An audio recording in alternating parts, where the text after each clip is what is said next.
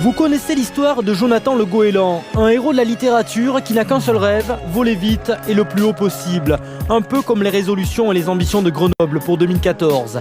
Après avoir battu le champion de France à domicile la semaine dernière, le message est clair, pas question de faire un complexe d'infériorité face aux champions d'Europe. Celui qui dit je vais jouer le maintien ou je vais faire en sorte de me maintenir, je pense qu'il aura tout faux.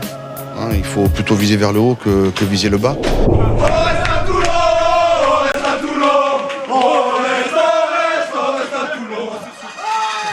Et pour arriver à cet exploit, les Grenoblois ont d'abord dû s'adapter à la pluie toulonnaise. En début de rencontre, Toulon s'appuie sur sa conquête. La puissance de ses avants, un ballon porté, Grenoble se met à la faute. Johnny Wilkinson va marquer ses premiers points de l'année. La rencontre est fermée, les joueurs ne s'épargnent pas, le combat est rude. Jonathan Best ne baisse pas les yeux devant Bakis Bota, tout un symbole.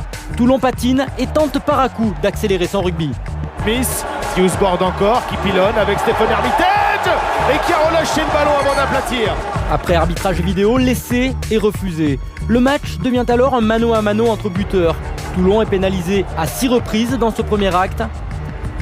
Valentin Courant est en grande forme. À la pause, c'est Grenoble qui mène 12-9.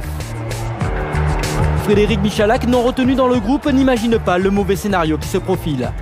On était venu avec des intentions au niveau de l'occupation, au niveau de l'intensité qu'on pouvait y mettre. Et je pense qu'on a répondu présent à ce niveau-là en première mi-temps. Et ce qui fait qu'on est au score. Et il faut tenir comme ça pendant 80 minutes. Si on tient ça, l'engagement et l'occupation pendant 80 minutes, on peut faire quelque chose. En début de deuxième période, Toulon retrouve ses ambitions et sa discipline, mais ne contourne pas la bonne défense iséroise. Comme souvent dans le VAR, il faut donc s'appuyer sur ce qui fonctionne, le pied de Johnny Wilkinson. 12-9, puis 15-12. Il reste 20 minutes dans cette rencontre. Toujours fermé, le spectacle n'est pas au rendez-vous. Les joueurs se réchauffent comme ils peuvent. Et on va passer aussi par une petite empoignade musclée. Jonathan Best et les Toulonnais en viennent aux mains.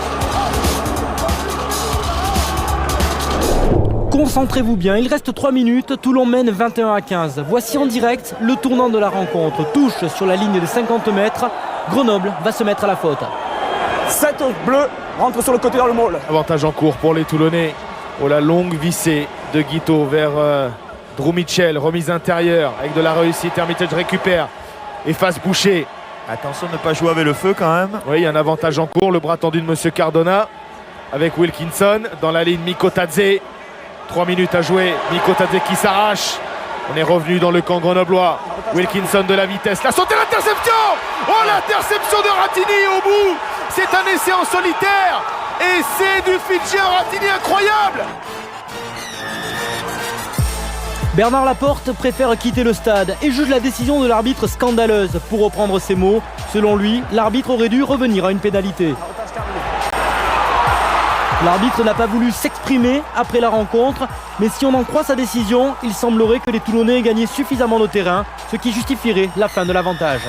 Chenille va allonger la passe, Lélier anticipe bien. En plus, il avait tenté de le faire un peu plus tôt dans le match.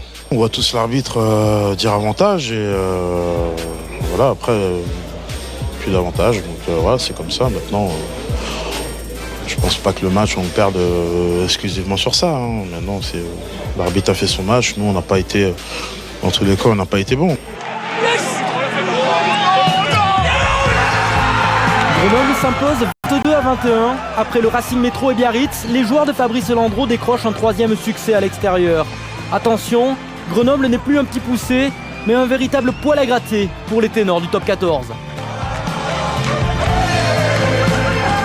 Des matchs comme ça dans une carrière, il y en avait peut-être qu'un, qu'on avait la chance de jouer contre les meilleurs du monde et qu'il fallait rien regretter. Et là, on finit par gagner à 2 minutes de la fin. Je pense que celle-là, elle sera marquée à vie et elle va marquer ce groupe et c'est fabuleux, mais on est super contents.